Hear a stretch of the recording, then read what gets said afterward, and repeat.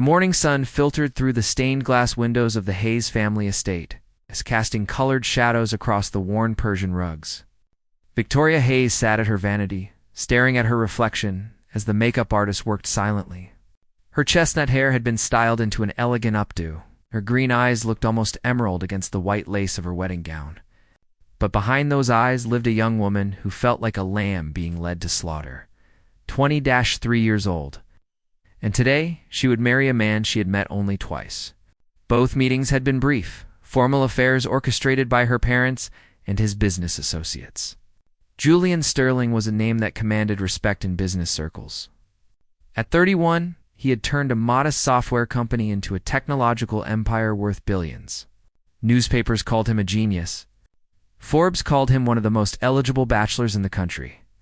Victoria simply called him a stranger. "You look like a princess, darling," her mother, Catherine Hayes, declared from the doorway. The older woman's face showed the strain of maintaining appearances while their family fortune crumbled. Her designer dress was 3 seasons old, carefully preserved to hide their financial struggles. Victoria forced a smile that did not reach her eyes. "Thank you, Mother." Catherine crossed the room, her heels clicking against the hardwood floor. She placed her hands on Victoria's shoulders, meeting her daughter's gaze in the mirror. "I know this is not what you dreamed of, but you are saving this family. Your father's business, our home, your brother's education. All of it depends on this union." The weight of responsibility pressed down on Victoria's chest, making it hard to breathe. She had grown up reading romance novels, dreaming of meeting someone who would see her soul, not her family's social connections. Those dreams now felt childish and foolish.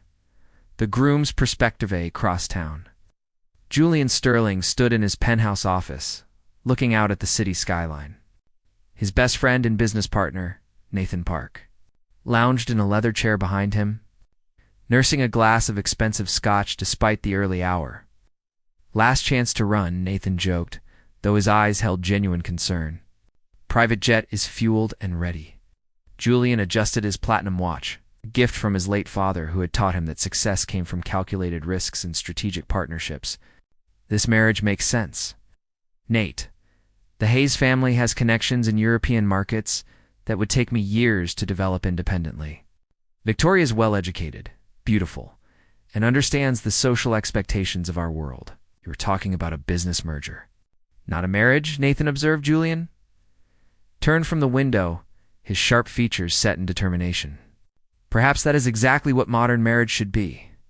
Clear expectations, mutual benefits, no messy emotions to complicate things." Yet even as he spoke those words, Julian felt a strange tightness in his chest. During their brief meetings, Victoria had been polite but distant, her eyes always focused somewhere beyond him. There was something fragile about her, something that had stirred an unexpected protectiveness in him. But he pushed those feelings aside. Emotions had no place in business, and this marriage was just another transaction. The ceremony of strangers. The wedding took place at the historic Cathedral of St. Augustine, a venue that had hosted ceremonies for the city's elite families for generations. 300 guests filled the pews, their designer clothes and expensive jewelry creating a sea of wealth and influence. News cameras waited outside, eager to capture images of the union between old money and new power. Victoria stood in the preparation room, her hands trembling as she clutched a bouquet of white roses and lilies. Her father, Thomas Hayes, stood beside her, his face lined with worry and guilt. Once a confident businessman, he now looked like a man haunted by his failures. "Victoria, he began, his voice breaking. "It is all right, Father," Victoria interrupted gently. She could not bear to hear his apology again. What was done was done. Tears would not change their circumstances. The music began, and the doors opened. Victoria walked down the aisle on her father's arm, her eyes fixed on the elaborate altar ahead. She could feel hundreds of eyes watching her, but she saw none of them. At the altar stood Julian, tall and imposing in his tailored black tuxedo. When their eyes met, she saw something flicker in his expression. Curiosity, perhaps? Or maybe just satisfaction at closing another successful deal. The ceremony proceeded like a carefully choreographed performance. Victoria spoke her vows in a voice barely above a whisper, each word feeling like a chain being locked around her heart. Julian's responses were confident and clear, spoken with the same assurance he probably used in boardroom negotiations. When the priest pronounced them husband and wife, their kiss was brief and formal. His lips were warm against hers, but the touch felt empty. Lacking any real connection or meaning, the reception masquerade. The reception was held at the grand ballroom of the Pinnacle Hotel, a venue Julian owned. Crystal chandeliers sparkled overhead, reflecting off the polished marble floors. A 12-piece orchestra played classical music while waiters circulated with champagne and expensive canapes. Everything was perfect, elegant, and utterly suffocating. Victoria sat beside her new husband at the head table, smiling and nodding as guests offered congratulations. Many of the well wishes came with business cards and investment propositions barely disguised as friendly advice. She had not touched her food, her stomach churning with anxiety about what would happen when the festivities ended. "You should try to eat something," Julian said quietly, during a brief lull in the stream of guests. It was the first personal comment he had made to her since the ceremony. "I am not hungry," Victoria replied, her voice soft. She glanced at him sideways, noting how comfortable he seemed with all the attention and social maneuvering. This was his world. Power, money, and influence. She felt like an actress who had been thrust onto a stage without knowing her lines. Julian studied her profile. Intrigued by the sadness that seemed to radiate from her despite the celebration. "The band is quite talented. Do you enjoy dancing?" Victoria watched the couple swaying on the dance floor, their faces glowing with genuine happiness. "I used to love it," she answered honestly, remembering nights when she would dance alone in her room to music only she could hear, dreaming of dancing with someone who truly loved her. "Perhaps we should make an appearance on the floor," Julian suggested. "People will expect it." That word again. Expect. Everything about this day, this marriage, was about meeting expectations that had nothing to do with love or happiness. Victoria nodded silently and allowed Julian to lead her to the center of the ballroom. His hand was warm and firm against her back as they moved together to the romantic melody. They looked like the perfect couple from the outside, but inside, Victoria felt like she was dancing with a handsome statue.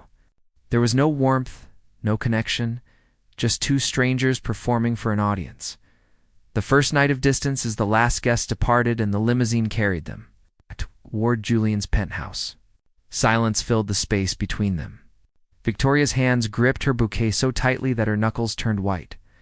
Her heart pounded as she thought about the wedding night, about expectations she had only heard whispered about in hushed, embarrassed tones by married friends.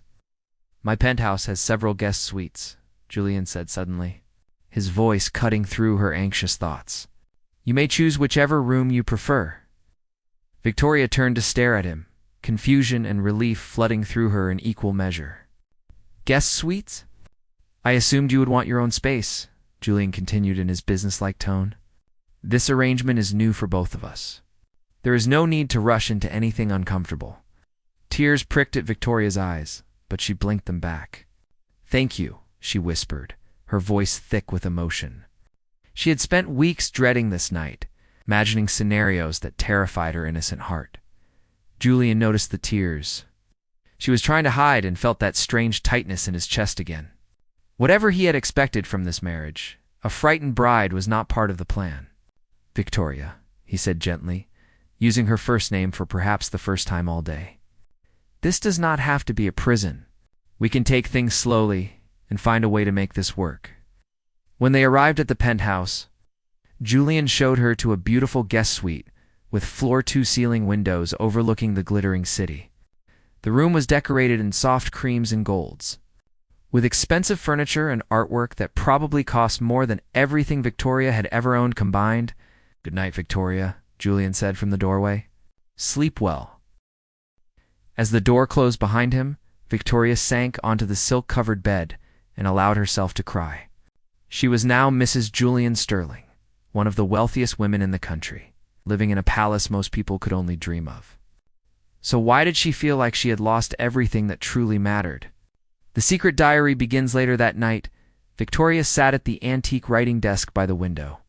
The city lights twinkled below like fallen stars, beautiful but distant. She opened the leather-bound journal that had been her constant companion since her grandmother gave it to her at age 13. Her grandmother had always encouraged her to write down her thoughts and dreams, to keep a record of her true self in a world that often demanded we pretend to be someone else. With trembling fingers, Victoria began to write. Day 1 is Mrs. Sterling. I am married to a stranger who treats me with polite courtesy, like a business associate or perhaps a delicate piece of art he has acquired for his collection. He is handsome, wealthy, and powerful. Everything society says a woman should want. But he does not know that I have never been kissed before today. He does not know that the thought of physical intimacy terrifies me, because mother always spoke of it as a duty to be endured. He does not know that I write poetry in secret. I dream of traveling to small villages in Europe to paint watercolors of ordinary people living extraordinary lives. He does not know anything about who I really am beneath this designer gown and perfect makeup. How can I build a life with someone who does not know my soul? Is it possible to learn to love someone you were forced to marry? Or will I spend the rest of my life feeling like a beautiful bird in a gilded cage, well-fed and pampered, but forever longing for the sky? Writing in her diary made Victoria feel slightly less alone. The journal had always been her safe space, the one place where she could be completely honest. She closed the book and hid it carefully in the bottom drawer of the desk, beneath some decorative papers. This diary would be her secret, her one private possession in a life that now belonged to someone else. Tomorrow would bring new challenges, new expectations to meet. But tonight, in these quiet moments with only her thoughts and her pen, Victoria could still be herself. She could still hope that somehow, some way, this marriage might become more than just a business arrangement. That perhaps the handsome stranger sleeping down the hall might one day see past the beautiful facade to the woman underneath who longed to be truly known and genuinely loved. Sunlight streamed through the floor-to-ceiling windows of the penthouse, waking Victoria from a restless sleep. For a brief, confused moment, she forgot where she was. Then, reality crashed down like cold water. She was married. She was Mrs. Julian Sterling. This luxurious bedroom was now her home. A soft knock on the door made her heart jump. Victoria, breakfast will be ready in 30 minutes if you would like to join me. Julian's voice came through the door, polite and distant. Thank you, I will be there, she called back. Her voice still rough from sleep and the tears she had cried the night before. She showered in the enormous marble bathroom, surrounded by designer toiletries and plush towels that probably cost more than her childhood wardrobe. When she opened the walk-in closet, she found it filled with clothes. Beautiful dresses, elegant pantsuits, casual wear, all in her exact size. Julian had arranged everything with the same efficiency he probably applied to his business deals. Victoria chose a simple cream dress and minimal jewelry. Wanting to feel like herself rather than a doll being dressed for display, when she entered the dining room, she found Julian already seated at one end of a table that could easily seat 20 people. He was dressed in a sharp navy suit, reading something on his tablet while sipping coffee. He looked up when she entered, and something flickered in his eyes. Appreciation, maybe. Good morning. Did you sleep well? Yes, thank you, Victoria lied smoothly. She had actually spent most of the night staring at the ceiling, wondering how her life had changed so drastically in just one day. A staff member appeared silently, placing a plate of fresh fruit, pastries, and eggs before her. The food looked delicious, but Victoria's stomach was still knotted with anxiety. She picked at a strawberry, aware of Julian watching her. I have meetings most of today, Julian said, setting down his tablet. But I thought we might have dinner together this evening. We should start getting to know each other properly. The suggestion was reasonable, even thoughtful. But Victoria felt panic flutter in her chest. Getting to know each other meant conversations, sharing personal thoughts, building intimacy. And intimacy would eventually lead to the physical aspects of marriage that she had been taught to fear. That sounds nice, she managed to say, though her voice lacked any real warmth. Julian's jaw tightened slightly, but he nodded. Excellent. I will have my assistant make a reservation at Marcello's. It is an Italian restaurant I think you might enjoy. The pattern of avoidance over the following days. A pattern emerged in their strange new life together. Julian would make thoughtful gestures. He brought home flowers, beautiful white orchids that reminded Victoria of her grandmother's garden. He suggested activities they could do together, visiting art galleries or attending theater performances. He asked questions about her interests, trying to draw her into conversations about her dreams and aspirations each time. Victoria responded with polite gratitude but maintained careful distance. When he suggested they watch a movie together in his home theater, she claimed exhaustion and retreated to her room. When he asked about her hobbies, she gave vague answers that revealed nothing real about herself. When he tried to hold her hand during a charity gala they attended together, she gently pulled away, pretending to adjust her bracelet at night. Victoria poured her true feelings into her diary. The only place where she could be honest? Day 5. As Mrs. Sterling. Julian brought me orchids today. They are beautiful, and I can see he is trying to be kind. But kindness is not love. How can I explain to him that every gesture feels like another brick in the wall of expectations being built around me? He wants to know me, but knowing me means revealing my fears, my dreams, my inadequacies. What if he discovers that beneath this carefully constructed exterior, I am just a frightened girl who has no idea how to be the wife of a powerful man? What if he realizes he made a terrible mistake marrying someone so ordinary? Victoria hid the diary each morning, terrified that someone might find it and discover her true feelings. The words on those pages were her only real freedom, the only place where she did not have to pretend or perform or meet anyone's expectations. Julian's growing frustration. Julian sat in his study late one evening, a glass of whiskey in his hand, staring at nothing. Nathan had stopped by earlier and noticed immediately that something was wrong. Trouble in paradise already, Nathan had asked, settling into the leather chair across from Julian's desk. She barely speaks to me, Julian admitted, running his hand through his dark hair in frustration. Every conversation feels like pulling teeth. Every gesture I make is met with polite gratitude and then immediate retreat. It has been 2 weeks and I feel like I know her less now than I did on our wedding day. Athan studied his friend carefully. You know what your problem is? You are treating this like a business deal. You cannot negotiate your way into someone's heart, Julian. Trust is not built through strategic gestures and calculated kindness. Then what am I supposed to do? Julian asked, genuine confusion in his voice. I am trying to be patient, to give her space, to show her that this marriage does not have to be miserable. But she looks at me like I am some kind of threat. Maybe because you are, Nathan said gently. Think about it from her perspective. She was forced into this marriage to save her family. She barely knows you. And now, she's living in your world, surrounded by your things, expected to fit into your life. She has lost all control, all choice. Of course she is scared. Julian absorbed these words, feeling that uncomfortable tightness in his chest again. He had been so focused on making the marriage work efficiently that he had not really considered what Victoria might be feeling. In business, he was known for his ability to read people and anticipate their needs. But with his own wife, he was completely blind. A glimpse behind the walls one Saturday afternoon. Julian returned home early from a meeting that had been canceled. As he entered the penthouse, he heard something unexpected.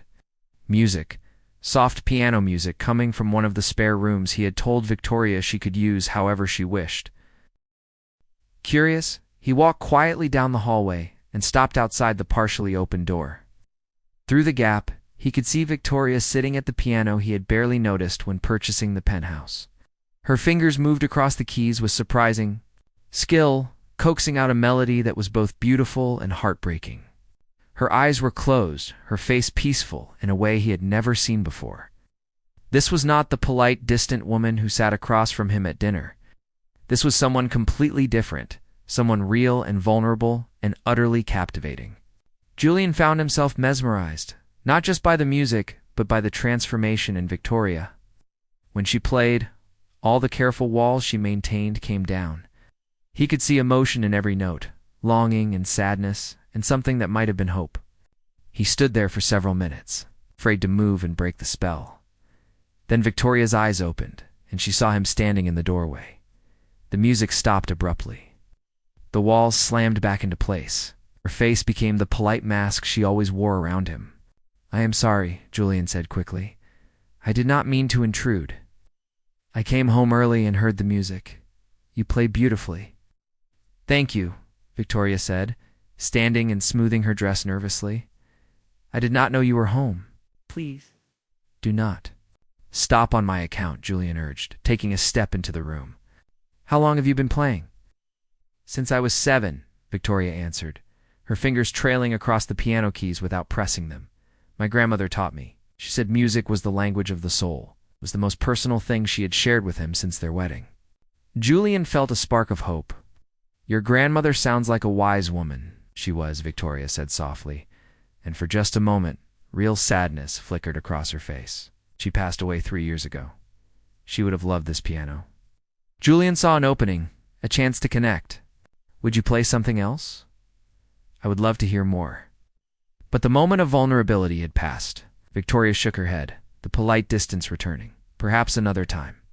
I should start getting ready for dinner." She left the room quickly, leaving Julian standing alone beside the piano, frustrated and confused. For just a few minutes, he had seen the real Victoria, the woman behind the walls. And what he had seen intrigued him far more than he wanted to admit. This marriage was supposed to be a business arrangement, emotionless and practical. Why did he suddenly find himself wanting to know everything about the mysterious woman he had married? The dinner conversation that evening, they sat across from each other at Marcello's, an intimate Italian restaurant with candlelit tables and soft music.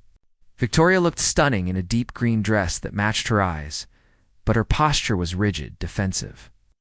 The piano room, Julian began carefully. "You can use it whenever you like. In fact, I would enjoy hearing you play more often." "That is very kind," Victoria replied in her usual polite tone. Julian set down his fork, frustrated by the constant wall between them. "Victoria, can I ask you something honest?"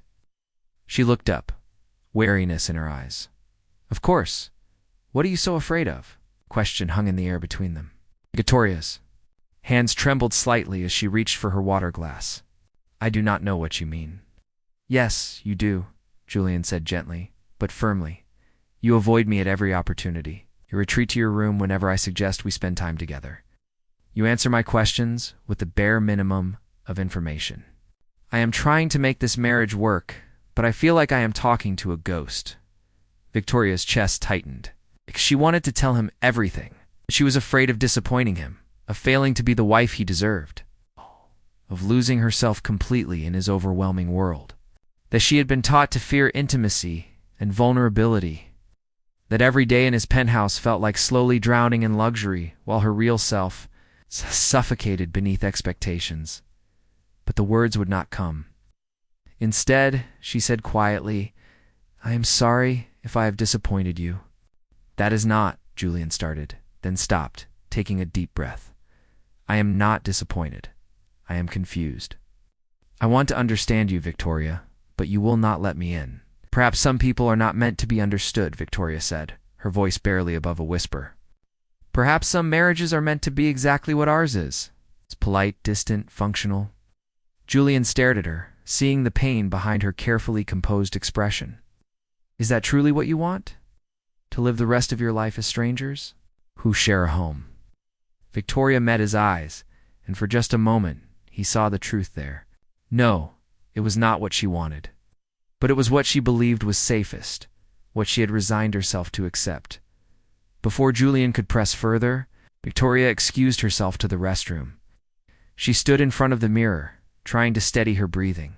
Her reflection showed a beautiful, elegant woman in designer clothes. But inside, she felt like a scared girl playing dress-up, pretending to be someone she was not. The diary's honest truth that night. Victoria wrote in her diary with shaking hands, the words pouring out faster than ever before. "He asked me what I'm afraid of. How do I tell him that I'm afraid of everything? Afraid of caring about him and discovering that this marriage really is just a business transaction to him. Afraid of opening my heart only to have it broken. When he realizes I am not sophisticated enough, interesting enough, confident enough to be the wife he needs. Afraid that if I let him see the real me, The girl who writes bad poetry and dreams of simple things like genuine laughter and honest conversations, you will be disappointed. But I am also afraid of something I never expected. I am afraid that I might be starting to care about him, and that terrifies me most of all. When he looks at me with those intense blue eyes, when he tries so hard to understand me, I feel something shifting inside. The walls I built to protect myself are starting to crack, and I do not know if I am brave enough to let them fall completely. Victoria closed the diary and pressed it to her chest, feeling her heart race beneath her ribs. Change was coming, whether she was ready or not. The question was whether she would have the courage to face it when it arrived. 3 weeks into their marriage, Julian found himself working from home due to a severe thunderstorm that had shut down most of the city. The rain pounded against the windows, creating a cocoon of sound that made the enormous penthouse feel strangely intimate. Victoria had mentioned at breakfast that she was going to spend the day reading in her room, which had become her usual excuse for avoiding him. Julian tried to focus on his work, reviewing contracts and financial reports. But his mind kept wandering to the mysterious woman living under his roof. Around midday, Julian went to the kitchen to make coffee. On his way back to the study, he passed Victoria's room and noticed the door was slightly open. He would have walked past without a second thought, except he heard something that made him stop, crying, soft, muffled sobs that made his chest tighten with concern. "Victoria?" he called, gently knocking on the door. "Are you all right?" The crying stopped immediately. "Yes, I am fine. Just a headache." But Julian could hear the tears in her voice. Against his better judgment, he pushed the door open slightly. Victoria was sitting on her bed, a leather-bound book clutched to her chest, tears streaming down her face. She looked vulnerable and heartbroken, nothing like the composed woman who usually faced him. "What happened?" Julian asked, stepping into the room. "Please, talk to me." Victoria quickly tried to wipe her tears, hiding the book behind her back. "It is nothing, really. I just need to be alone."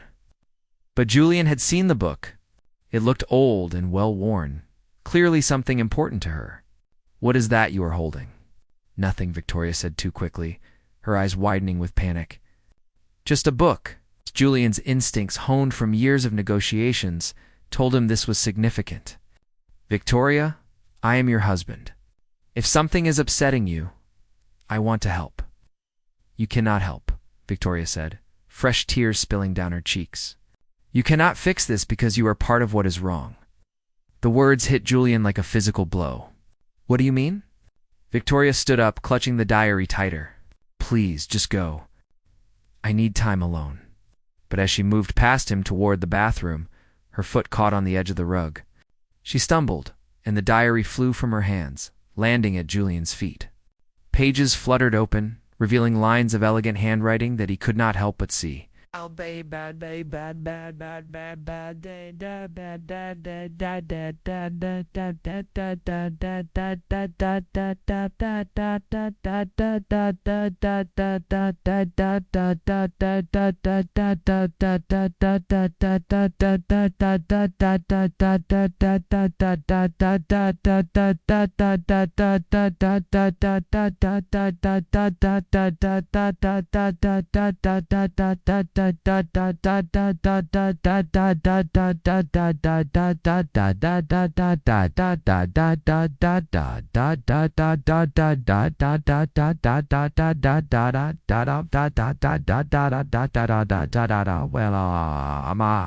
Married to a man who sees me as an acquisition rather than a person.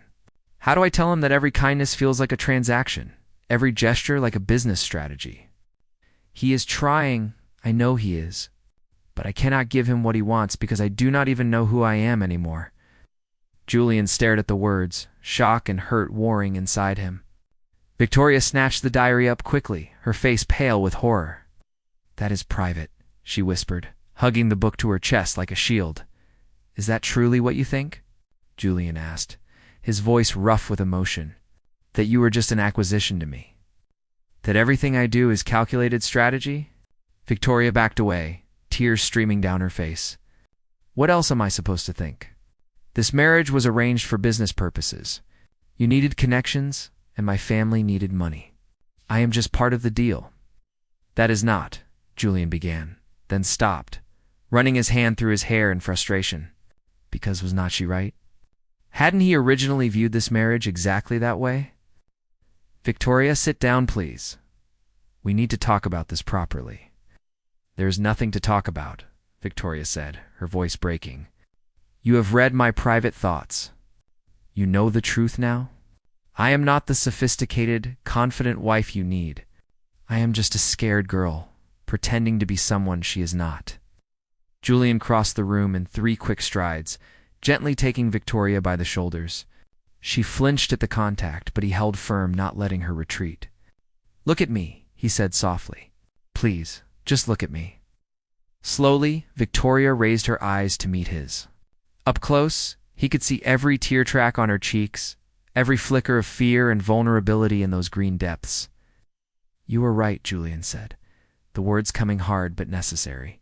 This marriage did start as a business arrangement. I will not lie to you about that. But you are wrong about something crucial. You are not an acquisition. You are not a business deal. You are a human being who deserves to be happy, to be understood, to be valued for who you really are, not who you think you should be. The breaking point. Victoria shook her head, not believing him. You do not even know who I really am. Then tell me, Julian urged, his hand still gentle on her shoulders. Show me the woman in that diary, the one who writes her true feelings instead of hiding behind polite smiles and distant courtesy. I cannot, Victoria whispered. Why not? Because Victoria's voice rose, all the pent-up emotion finally breaking free. Because if I let you see the real me, you might realize you made a mistake. You might see that I am not strong enough, smart enough, sophisticated enough to be your wife. And then what? I will have failed my family, failed you, failed myself. At least if I keep my distance, I can pretend to be what everyone needs me to be. Julian's heart broke at the pain in her voice. He had been so focused on his own frustration with their situation that he had not truly seen her suffering. Victoria, listen to me. I do not want you to pretend. I do not need you to be sophisticated or perfect. I just want you to be real with me. Shh. You say that now, Victoria said bitterly, pulling away from his touch. But you do not know what you are asking. The real me is messy and uncertain. I write bad poetry and dream about traveling to small villages nobody has heard of. I am terrified of physical intimacy because my mother filled my head with horror stories about what marriage really means. I cry over sad movies and laugh at silly jokes. I am nothing like the women in your world who are confident and powerful and self-assured. Julian stared at her, seeing his wife clearly for perhaps the first time, and what he saw took his breath away. Not the polished, distant woman who attended galas by his side, but a real person with fears and dreams and honest emotions. She was more beautiful in this moment of raw vulnerability than she had ever been in designer gowns and perfect makeup. Victoria, he said softly, do you know what I see when I look at you right now? She shook her head, tears still falling. I see someone brave enough to admit she is scared. Someone who loves deeply enough to sacrifice her own happiness for her family. Someone who plays piano like an angel and hides poetry in a diary because she is afraid of being judged. I see someone real and honest and far more interesting than any of the confident, powerful women you'd think I'd prefer.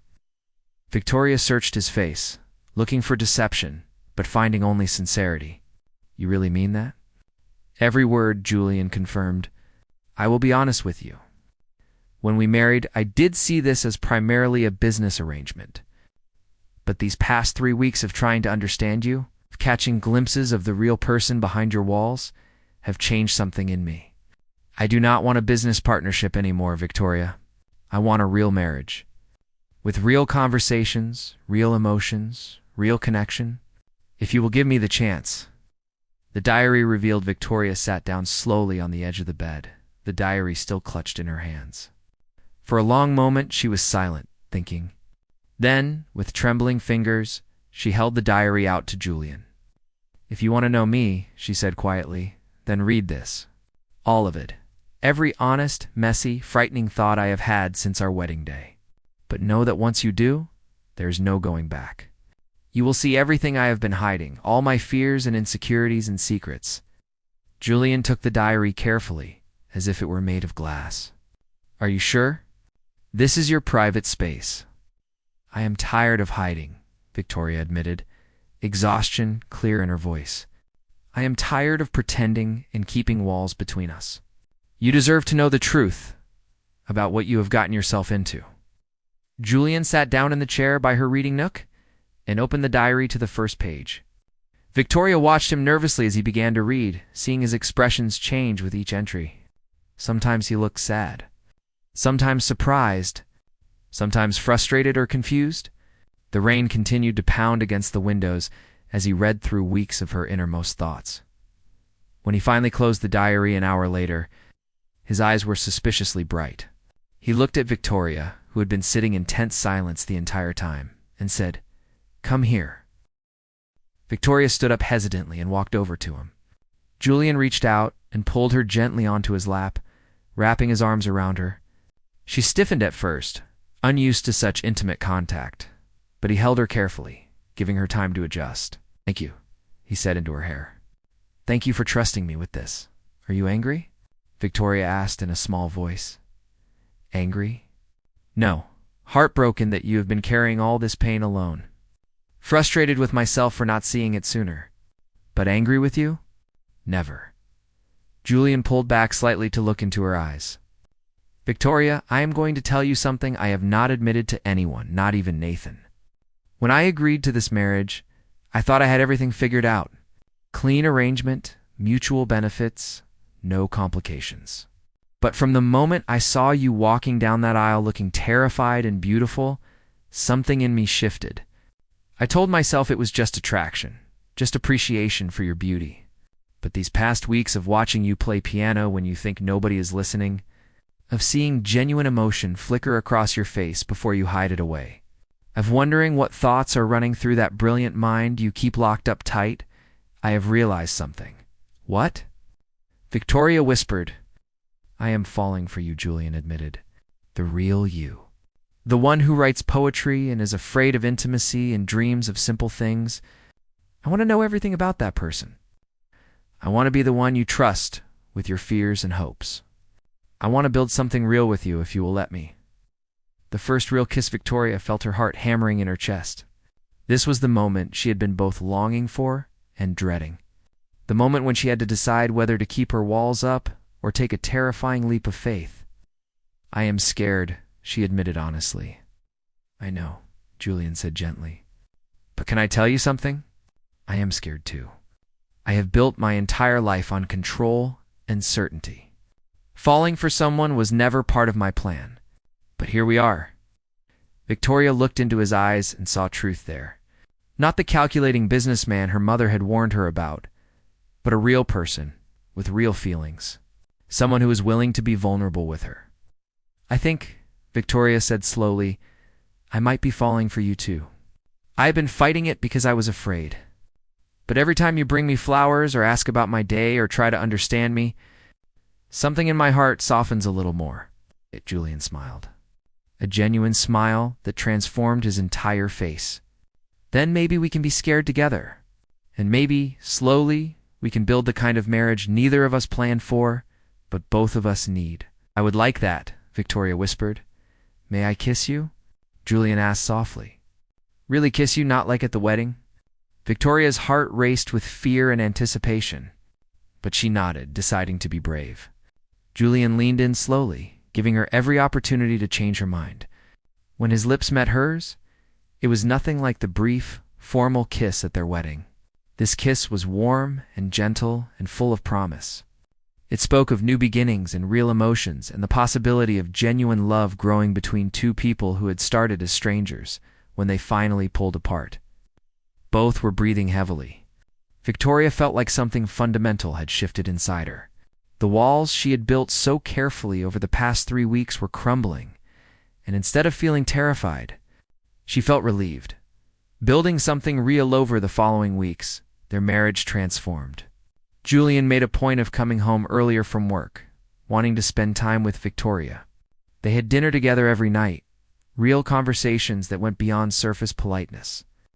Victoria played piano for him, and he listened with genuine appreciation. She shared her poetry, and he read every word carefully.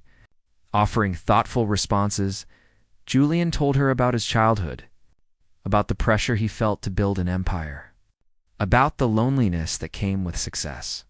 Victoria opened up about her family, about her grandmother's death, about her dreams of traveling and painting, and experiencing life beyond the confined expectations of high society. They took walks in the city together, visited museums and small cafes where nobody knew who they were. Julian discovered that Victoria had a wicked sense of humor when she felt comfortable. Victoria learned that Julian could be playful and spontaneous when he was not trying to maintain his business persona. The physical aspect of their marriage progressed slowly, at Victoria's pace. Julian was patient and gentle, taking time to help her overcome her fears. Each step forward was a mutual decision, built on growing trust and genuine affection. Victoria still wrote in her diary, but the entries changed. Day 53 with Julian. I am learning that love is not the fairy tale I read about in books.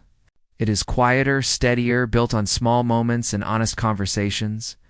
It is Julian remembering that I prefer tea to coffee. It is me learning to be vulnerable without feeling weak.